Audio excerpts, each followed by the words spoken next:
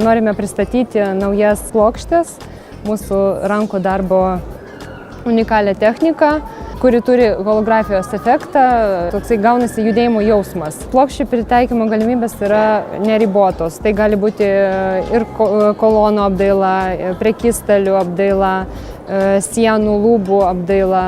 Taip pat mes panaudojame šias plokštes baldų gamyboje. Tarkim, yra pavyzdėlis žurnalinis staliukas. Šias plokštės įvairiai apdorojamos, jos gali būti lenkiamos, karpomos įvairių dydžių. Plokštės galima naudoti privačiame interjere kaip atmaina 3D vaizdui.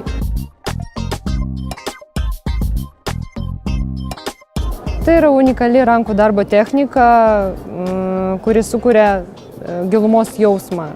Šios plokštės yra dengiamos specialiu laku, be spalvių, bet įmanoma padengti spalvotomis